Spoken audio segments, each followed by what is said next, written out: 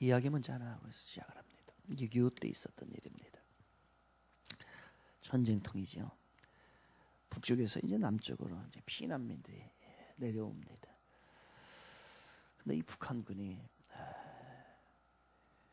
그 내려오는 사람들을 다 죽이려고 혈안이 되어 있습니다. 그때에 수십 명의 사람들이 살려고 북한을 피해서 어디로 들어가냐면 동굴로 들어갑니다. 동굴로 들어갔어요. 동굴로 들어가서 조용히 있으면 이 북한군들이 그냥 피해갈 그 상황이었습니다. 근데 그 수십 명의 사람 중에 피신해 온 그 사람 중에서 아기를 데리고 온 사람이 있네요. 살아야 되는데, 수십 명이 살아야 되는데 조용히 동굴에서 가만히 있는데 이 아기가 답답하잖아. 동굴이 어두침침하고. 그러니까 이 아이가 울어버립니다. 그 소리만, 이제 아기의 소리가 들려가면은, 그걸 이제 북한군이 듣게 되면 어떻게 했습니까?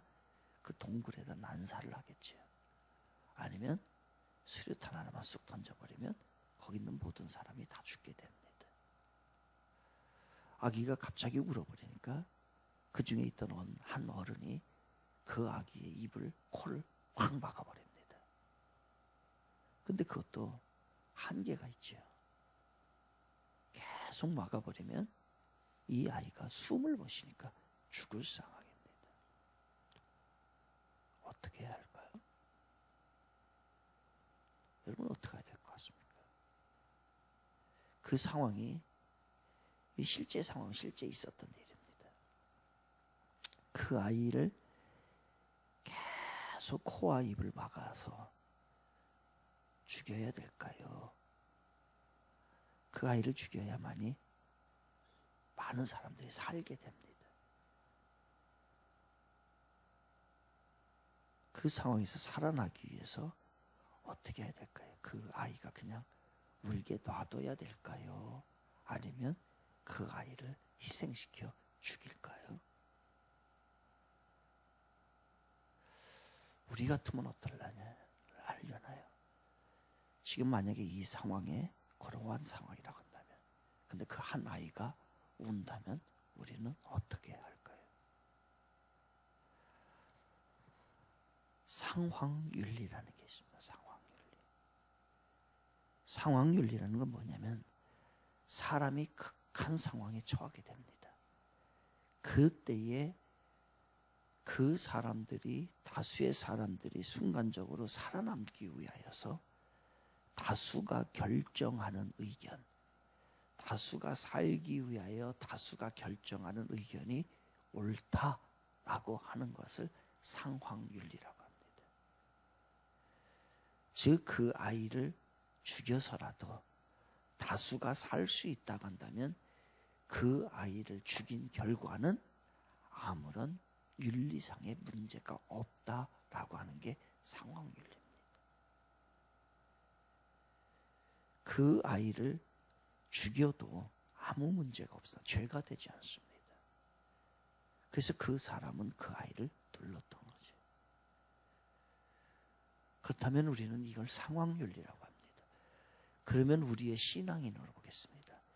이 모습은, 상황윤리를 적용하는 것은 우리에게 그리스도인으로서, 하나님을 믿는 사람으로서 옳을까요? 그럴까요? 그런데 그 순간에 모든 어려움을 다 문제를 다 극복하고 그들이 다 살아났습니다. 어떻게 해요? 그 어머니가 기도했어요. 그 상황에 대해서. 그 아이를 죽이지 않고, 그 아이가 울었음에도 불구하고 그거를 못 들었는지 어떻게 했는지, 아무튼 그 상황을 지나가서 어머니의 기도로 그 상황을 이겨냈습니다. 상황윤리는 어떻게 보면 세상적인 방법일지 모르겠습니다. 우리는 사람은 너무나 자기 변명, 자기 합리화하는데 너무 교활합니다. 나는 이래서 이렇게 할 수밖에 없었어. 나는 이렇기 때문에 이렇게 했어. 라고 하면서 우리를 합리화시키고 자기를 변명을 합니다. 상황윤리적인 모습으로 보면은 이 모든 것은요, 그럴듯한 변명이고 그럴듯한 합리화입니다. 그런데 한편으로 생각을 하게 되면은 그것은 믿음 없는 행위이고 하나님을 의지하지 못하는 인간적인 방법일 수 있다는 거예요. 우리는 사회적인 기준에 너무 빠릅니다. 사람을 의식을 하게 되고 사회적인 상황에 나를 맞추게 되고 자기 합리화시키는 그러한 일들인 거지. 오늘 본문이 그런 얘기입니다. 그런 상황윤리에 관한 이야기를 하고 있습니다. 그런 측면으로 한번 보도록 하겠습니다. 사울과 이스라엘과 블레셋이 전쟁을 합니다. 그때에 있었던 일로 중심으로 한번 우리 1절부터 우리 15절까지 같이 한번 읽도록 하겠습니다. 1절부터 15절까지입니다. 시작. 사울이 왕이 될 때에 40세라. 그가 이스라엘을 다스린 지 2년에 이스라엘 사람 3,000명을 택하여 그 중에서 2,000명은 자기와 함께 믹마스에 베델 산에 있게 하고 1,000명은 요나단과 함께 베냐민 기브아에 있게 하고 남은 백성은 각기 장막으로 보내니라. 요나단이 게바에 있는 블레셋 사람의 수비대를 심해 블레셋 사람이 이를 들은지라. 사울이 온 땅에 나팔을 불어 이르되 히브리 사람들은 들으라 하니 온 이스라엘이 사울이 블레셋 사람들의 수비대를 친 것과 이스라엘이 블레셋 사람들의 미움을 받게 되었다 함을 듣고 그 백성이 길갈로 모여 사울을 따르니라. 블레셋 사람들이 이스라엘과 싸우려고 모였는데 병거가 3만이요 마병이 6,000명이요 백성은 해변에 모래같이 많더라. 그들이 올라와 베다웬 동쪽 민마스에 진침해 이스라엘 사람들이 위급함을 보고 절박하여 굴과 숯불과 바위 틈과 은밀한 곳과 웅덩이에 숨으며 어떤 히브리 사람은 요단을 건너 갓과 길리앗 땅으로 가되 사울은 아직 길갈에 있고 그를 따른 모든 백성은 떨더라. 사울은 사무엘이 정한 기한대로 이레 동안을 기다렸으나 사무엘이 길갈로 오지 아니하매 백성이 사울에게로 흩어지는지라. 사울이 이르되 번제와 화목 제물을 이리로 가져오라 하여 번제를 드렸더니 번제 드리기를 마침에 사무엘이 온지라.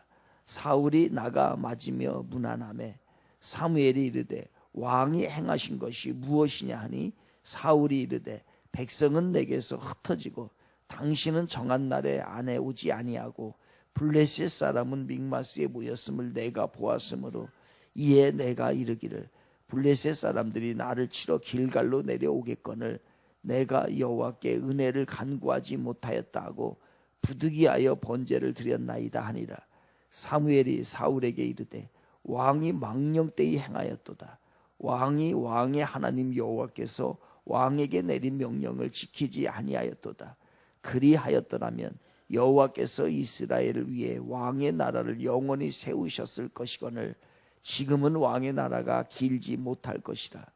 여호와께서 왕에게 명령하신 바를 왕이 지키지 아니하였으므로 여호와께서 그의 마음에 맞는 사람을 구하여 여호와께서 그를 그의 백성의 지도자로 삼으셨느니라 하고 사무엘이 일어나 길갈에서 떠나 베냐민 기브아에 올라가니라. 사울이 자기와 함께한 백성의 수를 세어보니 600명 가량이라. 아멘. 이제 사울이 왕이 된 지 2년째 되는 해입니다. 이게 나이는 40살 됐을 때에 이제 블레셋과 대치를 하게 되죠. 그때에 사울의 아들이 누구냐면 요나단입니다. 이 요나단이라고 하는 사람이 블레셋을 먼저 공격한 것으로 인하여서 이제 어려움에 처하게 됩니다. 위급한 상황으로 처할 수밖에 없었지요. 보니까 블레셋은 군대가 어마어마합니다. 3만의 병거에다가 6천의 그 마병을 가지고, 근데 이거 군사들 헤아릴 수 없어요. 모래알 같이 많았던 그 상황입니다. 그런 상황에서 백성들은, 군사들은 어떻게 합니까? 이제 적구나, 전쟁을 해보지도 않고 그러한 두려움 가운데 이제 다 떠나가게 됩니다. 그런데 사무엘이 사울에게 이야기했거든요. 7일 기다려라. 내가 갈 테니까 7일을 기다리십시오 라고 했는데 7일이 됐는데 이제 사무엘이 오지를 않습니다. 이게 큰일 날 상황입니다. 어떻게 해야 될까요? 전쟁을 해야 할까요? 말아야 될까요? 도망가야 될까요? 있어야 될까요? 사무엘을 끝까지 더 기다려야 될까요? 이 상황 윤리로 파악을 합니다. 상황 윤리로 파악하면 당연히 사울 자기 마음대로 할 수 있는 상황이죠. 누가 봐도 뭐라고 할 수는 없습니다. 조급함이 있었습니다. 우리의 신앙에서 굉장히 위험한 것 중에 하나가 조급함입니다. 이 조급함이 있으면 하나님을 신뢰하지 못합니다. 그러나 여러분 이거 꼭 기억했으면 좋겠어요. 하나님은 절대로 늦게 오시는 법도 없고 일찍 오는 법도 없습니다. 때가 차면 정확한 때에 그때 오실 줄로 믿습니다. 우리의 상황도 마찬가지입니다. 이거를 증명해 줍니다. 갈라디아서 4장 4절은 이렇게 얘기를 해요. 때가 참에 하나님이 그 아들을 보내사 여자에게서 나게 하시고 율법 아래 나게 하신 것은 이렇게 되어 있습니다. 예수님이 이 세상에 오시는 것도 때가 찰 때에, 하나님의 때가 있을 때에 그렇게 한다는 거예요. 그러니 하나님은 늦게 오시는 법도 없고 일찍 오시는 법도 없고 정확한 때에 그때에 오신다는 거예요. 그런데 우리는 사람은 조급한 마음입니다. 그래서 대부분 하나님보다 우리가 서두릅니다. 우리가 서둘러요. 우리는 모든 상황은 하나님을 믿고 그 하나님보다 먼저 서두르면 안 됩니다. 서둘러야 될 게 딱 하나 있어요. 우리가 하나님이 더 우리보다 서두르는데 우리는 서두르지 않는 거 딱 하나 있어요. 모든 것은 하나님보다 우리가 서둘러요. 그런데 하나님이 막 서두르는데 우리는 느긋한 거 딱 하나 있어요. 뭐예요? 전도. 전도는 하나님이 서둘러요. 근데 우리는 그거에는 느긋해요. 나머지는요, 하나님보다 다 서두릅니다. 우리가 다 서둘러요. 사울의 실수는 바로 그런 거예요. 기다리지를 못했다는 거예요. 사람들이 두려워서, 저 블레셋이 두려워서, 또 이탈하는 사람들이 두려워서, 결국은 뭐예요? 결국은 그 두려움은 어디냐면 하나님에 대한 불신앙에서 온 거예요. 하나님이 그렇게 하겠다라고 했다면, 사무엘이 오겠다라고 했다면 선지자가 믿어야지. 그대로 했어야지. 근데 그거를 못해. 그러니까 실수는 두 가지예요. 첫째는 하나님의 때를 기다릴 줄 몰랐다는 거예요. 또 하나는 그것 때문에 제사를 자기 마음대로 드렸다는 거. 이게 이제 사울의 큰 실수입니다. 그러니 그거를 하나님이 참 안 좋아하셨던 것 같아요. 그래서 너의 왕이 이제 길지 못하다. 다른 사람은 이제 하나님이 또 다윗을 이제 준비하기 시작합니다. 얼마나 우리가 봤잖아요. 얼마나 사울이 처음에는 겸손하고 하나님의 영에 가득하고, 그리고 그 얼마나 훌륭한 사람이었어요. 그런데 어느 순간부터 이제 이게 변질이 되고 하나님에 대한 신앙이 사라져버리게 되는 거죠. 근데 그래서 조급함에 이기지 못해서 자기가 제사를 드려버렸네, 번제를. 근데 이상하죠. 꼭 그러고 나면 이 일이 해결되죠. 그때에 사무엘이 딱 나타나잖아요. 10절에 10절 13장 10절입니다. 번제를 드리기를 마치자 사무엘이 온지라 사울이 나가 맞으며 분한하며 변명하는 것에 11절 사무엘이 이르되 왕이 행한 것이 무엇이냐 하니 사울이 이르되 백성은 내게서 흩어지고 당신은 정한 날 안에 오지 아니하고 블레셋 사람은 믹마스에 모였음을 내가 보았으므로 이제 내가 이르기를 블레셋 사람들은 나를 치러 길갈로 내려오거늘 내가 여호와께 은혜를 간구하지 못하였다 하고 부득이하여 번제를 드렸나이다 하니라. 변명입니다. 변명. 자기 조급증입니다. 자기 조급증, 자기 합리화입니다.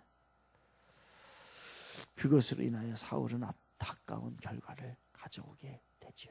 우리 오늘 본문에서 주는 메시지는 그겁니다. 우리 하나님 밑에 우리 끝까지 믿어보시기 바랍니다. 어떤 상황에서도 죽음의 상황에서도 서론에서 말씀드린 그 어머니가 기도했어요. 생명은 주님이 주관하고 계시니까 살려주려면 살려주고 죽으려면 죽고 하나님이 알아서 하십시오. 그리고 하나님 살아계시다면 도와주세요. 하나님만이 이 위기 상황을 모면하게 할 수 있습니다. 라고 기도했겠지요. 그 신뢰가 그들을 살린 것이고 안타깝게도 사울은 그 하나님을 의지하지 못하고 자기 멋대로 행하다가 안 좋은 결과를 가져온 거지요. 상황윤리 신앙적으로 보면 안 맞습니다. 우리는 극한 상황에서도 하나님을 신뢰해야 될 줄로 믿습니다. 그러한 우리 모두 되기를 주님의 이름으로